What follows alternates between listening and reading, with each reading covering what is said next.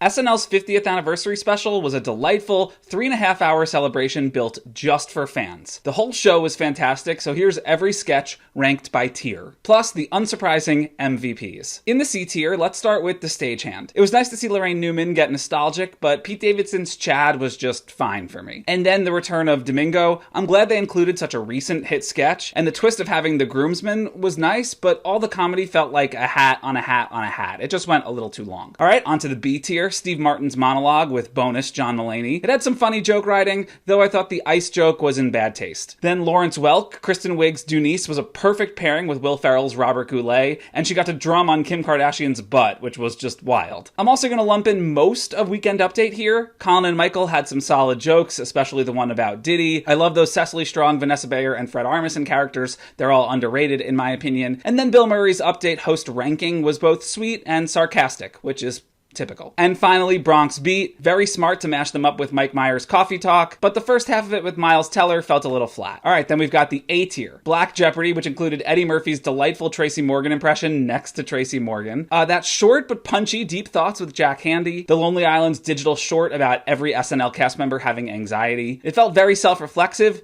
but the bathroom humor was pretty funny. Kate McKinnon's alien abduction sketch. I love the assist from Meryl Streep here, who, get this, has never appeared on SNL before. This was Meryl Streep's first time doing the show. Gotta have John Mulaney's New York City Broadway medley. This was a cool way to pay tribute and mock New York through the decades, and it was appropriately epic with all of those performers. Like, there were so many people on stage at the end. It was awesome. Then Debbie Downer, which was relatively small scale in comparison, but De Niro choking Debbie Downer was a nice touch. And then Scared Straight with Keenan, Eddie Murphy, and Will Ferrell all together. It was just wild. And finally, the S tier, my favorite sketches of the night, Tina and Amy's Q&A. Just a lot of fun and charming joke writing and a ton of playful cameos. Drunk Uncle, Bobby Moynihan was on fire and just crushed it. This character has always been a killer and one of my favorites, but it hit really hard last night. And easily the top moment of the show, Adam Sandler's emotional, funny, and beautiful song that paid tribute to SNL's 50 years. He 100% deserved that standing ovation, and I think maybe his song should have closed the show. If you watch just one clip from last night, make it that. Alright, some honorable mentions. The In Memoriam segment for all the past problematic comedy. I just thought that was really gutsy of them to do. I love seeing Aubrey Plaza introing one of the musical acts. Don't Look Back in Anger was a really nice touch. And then Emma Stone and Molly Shannon doing Sally O'Malley. And of course, all of the music performances, which were solid and, yeah,